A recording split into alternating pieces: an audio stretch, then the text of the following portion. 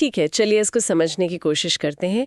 आज की इस डिजिटल दुनिया में ना हर तरफ सूचनाओं और डेटा की एक एक बहुत बड़ी सुनामी आई हुई है। बिल्कुल, हर सेकंड डेटा बन रहा है। हाँ, हम सब हर दिन भारी मात्रा में डेटा जनरेट कर रहे हैं, चाहे वो सोशल मीडिया पोस्ट्स हों, वित्तीय लेन देन हो या फिर स्मार्ट डिवाइस से निकलने वाले सिग्नल्स। लेकिन क्या कभी सोचा है किसी ने कि इस विशाल और पूरी तरह से अनस्ट्रक्चर्ड डेटा को समझ पाना मशीनों के लिए कितना चुनौतीपूर्ण काम है? बहुत बड़ा सिरदर्द है ये पुरानी मशीनों के लिए। एकदम सही। तो आज की हमारी इस गहरी चर्चा का आधार एक बहुत ही शानदार लेख है जिसका नाम है deep learning unlocking advanced intelligence in the age of AI. बहुत ही दिलचस्प विषय है ना? इस डीप डाइव का हमारा मुख्य मिशन ये समझना है कि आखिर ये डीप लर्निंग है क्या, ये तकनीक अंदर से काम कैसे करती है और सबसे अहम बात, ये किस तरह से आर्टिफिशियल इंटेलिजेंस को उन नई ऊंचाइयों पर ले जा रही है जिनकी कुछ दशक पहले तक सिर्फ कल्पना की जा सकती थी। हाँ, मतलब पहले ये सब सिर्फ साइंस फिक्शन लगता था। बिल्कुल। और सूचनाओं की इस बाढ़ वाले दौर में बिना किसी तकनीकी उलझन या जार्गन के इस विषय को समझना हर उस इंसान के लिए जरूरी है जो नई तकनीक को लेकर जिज्ञासु है। तो डीप लर्निंग आखिर क्या है? अगर सीधे शब्दों में कहूँ तो ये मशीन लर्निंग का ही एक हिस्सा है, एक सबसेट है। मशीन लर्निंग का ही अपग्रेडेड वर्जन कह सकते हैं। हाँ, कुछ वैसा ही। लेकिन यहाँ सबसे दिलचस्प बात यह है कि पारंपरिक मशीन लर्निंग में ना मैन्युअल फीचर इंजीनियरिंग करनी पड़ती थी। मतलब इंसानों को बताना पड़ता था कि मशीन को क्या ढूंढना है। बिल्कुल, प्रोग्रामर्स को लिटरली कोड लिखकर बताना पड़ता था कि ये चीज ऐसी दिखती है। लेकिन डीप लर्निंग वो कच्चे डेटा या रॉ डेटा से खुद ही फीचर्स निकाल लेता है, उसे कुछ बताने की जरूरत नहीं पड़ती। ये तो सच में कमाल है। और मैंने लेख में पढ़ा कि ये तकनीक असल में इंसानी दिमाग से प्रेरित है।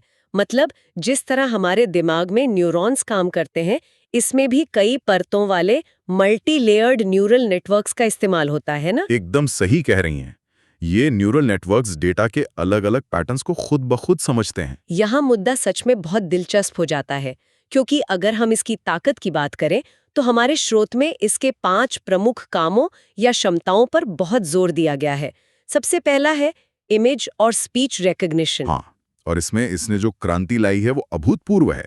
ये अब सिर्फ चेहरों को ही नहीं पहचानता, बल्कि मेडिकल स्कैन्स को भी इतनी बारीकी से समझ सकता है जितना शायद कोई इंसान भी ना समझ पाए। और आवाज को तुरंत टेक्स्ट में बदल देना, वो भी इसी का हिस्सा है। बिल्कुल, हमारे स्मार्ट स्पीकर्स इसी पर तो चल रहे हैं। और दूसरी क्षमता जो स्रोत में बताई गई है वो है नेचुरल लैंग्वेज प्रोसेसिंग, या जिसे हम एनएलपी कहते हैं। एनएलपी तो आज के समय में डीप लर्निंग का सबसे बड़ा पोस्टर बॉय बन गया है। सच में।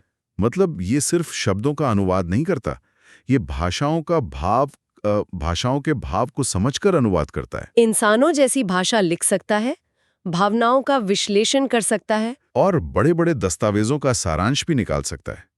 आज के जो एडवांस्ड चैटबॉट्स हैं ना, वो इसी तकनीक की वजह से इतने स्मार्ट हो गए हैं। ये तो हो गई भाषा की बात। तीसरी क्षमता है कंप्यूटर विजन, जिसमें CNN यानी कन्वोल्यूशनल न्यूरल नेटवर्क्स का इस्तेमाल होता है। ये विजुअल डेटा के लिए गेम चेंजर है।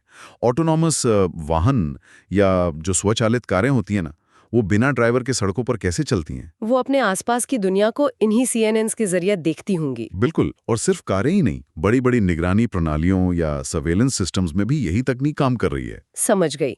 और चौथी क्षमता है पैटर्न डिटेक्शन। मतलब डेटा में छिपे हुए ऐसे पैटर्न ढूंढना जो इंसान कभी नहीं पकड़ सकता। हाँ, खास तौर पर है धोखाधड़ी या फ्रॉड पकड़ने में। क्रेडिट कार्ड का कोई अजीब सा लेन देन हुआ नहीं कि ये तुरंत उसे पकड़ लेता है। और वित्तीय भविष्यवाणी करने में भी इसका बहुत इस्तेमाल होता है। बिल्कुल, स्टॉक मार्केट में तो ये बहुत बड़े स्तर पर काम कर रहा है। और यही हमें 5वीं क्षमता तक ले जाता है, हाई एक्यूरेसी प्रिडिक्टिव मॉडल्स। जैसे जैसे हम इसे और डेटा देते हैं, इसकी सटीकता बढ़ती ही जाती है। यही इसकी सबसे बड़ी खासियत है। पुरानी मशीन लर्निंग तकनीकें एक पॉइंट के बाद नया डेटा मिलने पर भी बेहतर होना बंद कर देती थी, लेकिन डीप लर्निंग का पेट कभी नहीं भरता। पेट कभी नहीं भरता, ये बहुत ही सटीक बात कही आपने। अच्छा, ये तो हमने इसकी ताकत देख ली, लेकिन जो लोग तकनीकी बारीकियों को पसंद करते हैं, उनके लिए ये जानना भी दिलचस्प होगा कि ये आखिर अंदर से काम कैसे करता है। इसे समझने के लिए हमें इसके आर्टिफिशियल न्यूरल नेटवर्क्स के ढांचे को समझना होगा।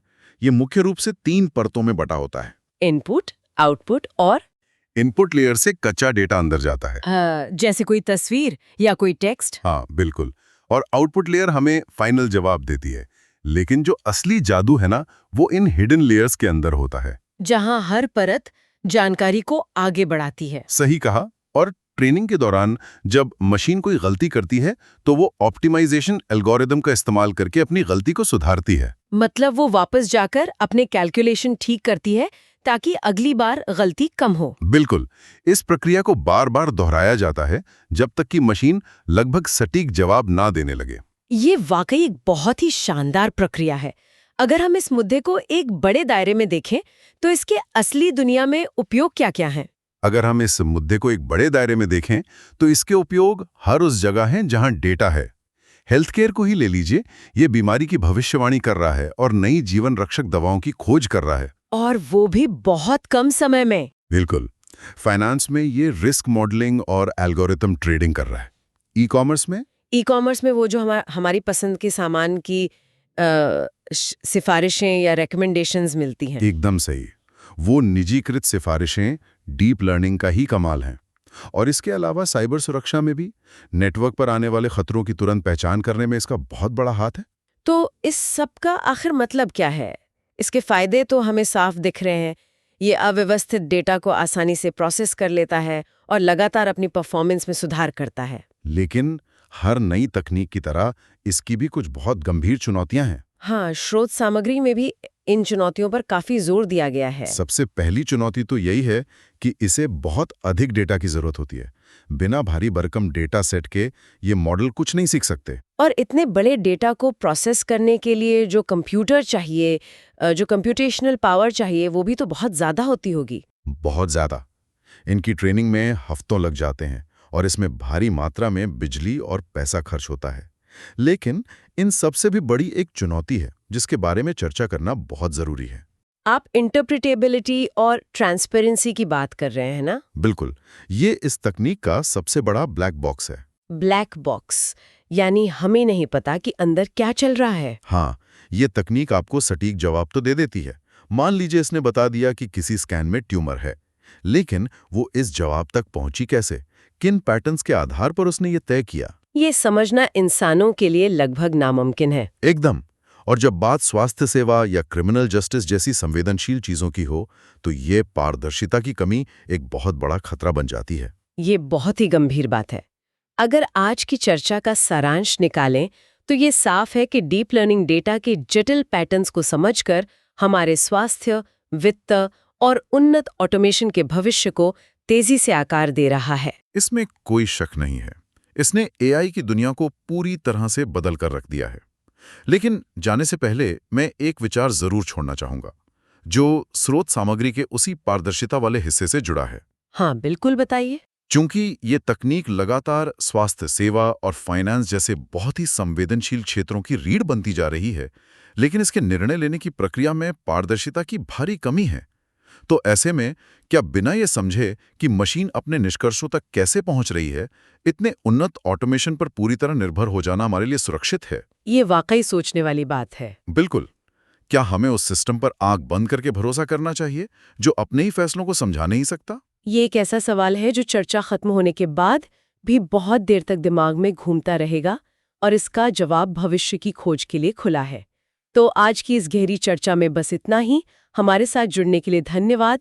अगली बार फिर मिलेंगे एक नए विषय के साथ।